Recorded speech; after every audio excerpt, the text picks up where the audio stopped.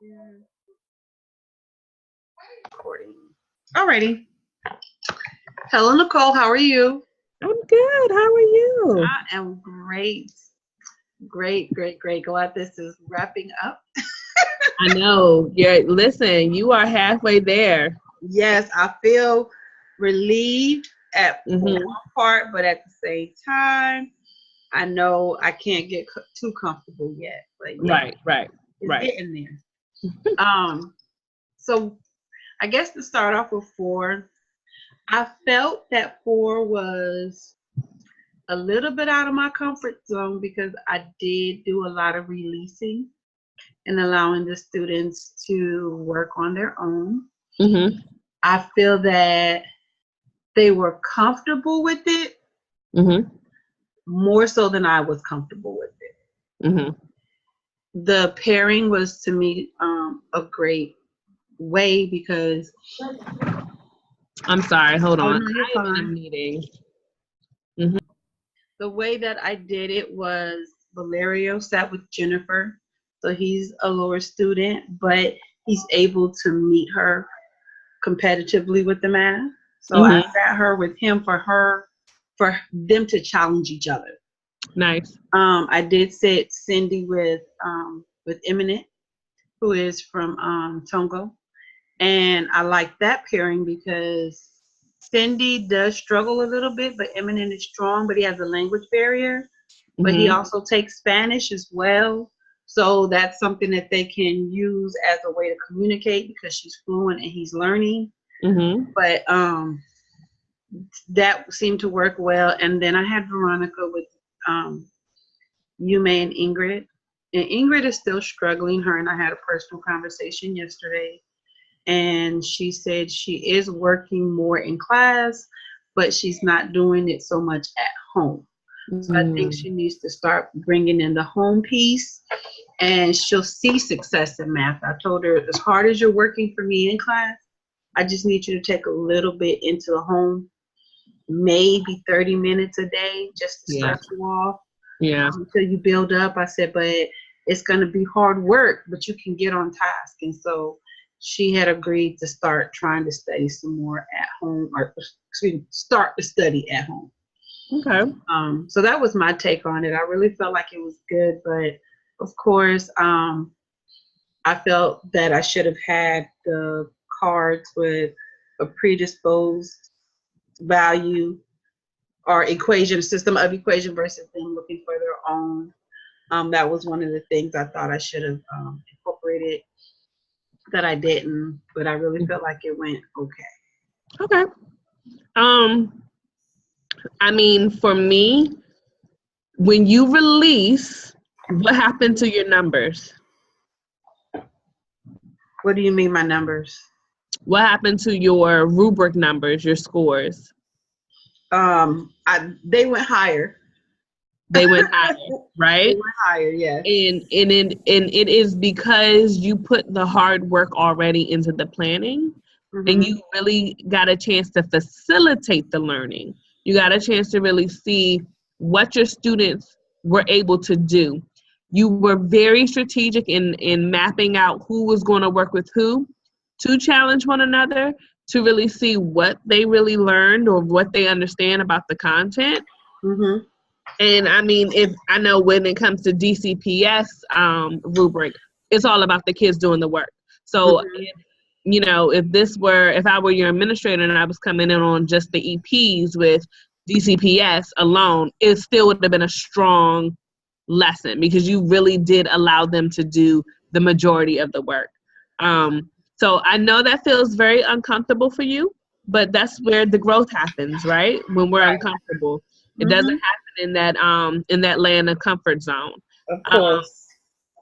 just a couple of things, to again push them to if since you're at threes all across the board, what would have pushed you to a four? Obviously, having the students explain more and really pushing them with the, well, why is that? Well, why is that? Even when they're right, Mhm. even when they are correct, it's not about getting them to challenge if it is correct or not. It's really getting them to justify their reasoning. And we all know with math, 1+1 is going to be 2 all day. That's not going to change.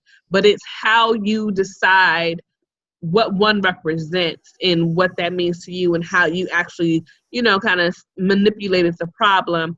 That's where we get to see the depth of the learning. So I agree with that. I really agree with what you're saying, because I know when it comes to me being their teacher and facilitating and letting them have those struggles, I feel that it is because I feel that because I just know my students and they struggle. I will challenge them, like you said, but the way I challenge is, even if they're right, I question it, like, are you sure? And I do it because I want them to have the confidence to tell me, yes, Miss McGee, because, and explain, like you were saying. But a lot of times I get the kickback where they'll change their answer. So instead of you saying, are they sure, right? Put it on another student. Cindy, what do you think about that answer? Do you agree or disagree, right? Valeria, I'm going to say his name right before these 12 weeks. But Valeria, do you agree with her answer? And explain how you would have done it. You get what I'm saying? Because on the rubric for representations and explanations for 4, it says that you effectively use multiple representation and explanations. It's not always about how you're pushing them, but think about the community around them. How are they push them? Also, absolutely. How are the students also challenging them to understand the content at the high levels? But overall, it was a solid across the board. I didn't put the building on students' prior knowledge there because I know that they have prior knowledge, right? That was very clear as far as what they were also able to do. It's a little difficult for the instructional resources when the 4, it says candidate evaluates and modifies. That would have had to be like right on the spot. You're right. That would have been, okay, I noticed that there's some misconceptions that I need to address. How can I, in the moment, quickly, change up what I need to do? Absolutely, and kind of go back to it. So, I agree. With that. But your use of technology, I know that was something that you were worried about from the beginning when we first kind of, talked. But you did a great job. Kahoot is always a go-to, especially when you don't have access to one-to-one, right? Where every student can have technology, they can whip out their cell phone and kind of keep it moving. That's a great job. The other way to do use technology is also plickers, right? Have you heard of plickers? I actually have the cards and everything. I just never laminated them and used them in class yet. Just because the setup to me was like, oh, this is going to take me a minute. And I just never got back to the setup. Yeah. I think plickers is a wonderful tool for elementary. I think Kahoot is perfect for high school and middle school, like secondary, because every kid has a cell phone by the time they are in usually, and it's so easy to just log in the code and kind of keep it going. Whereas Plickers is a little bit more difficult. You got to hold the card the right way.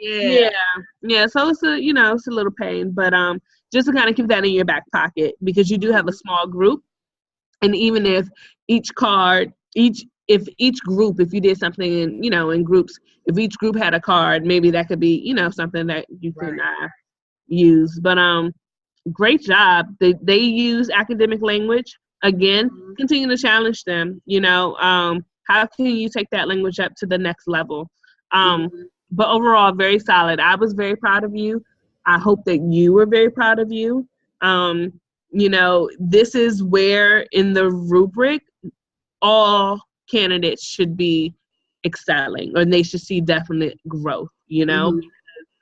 By now, any and everything that we've talked about, now that you get to like really dive deep in your content, you can just kind of go with it. I agree. All right. Any questions for me? No, I feel like that one was solid.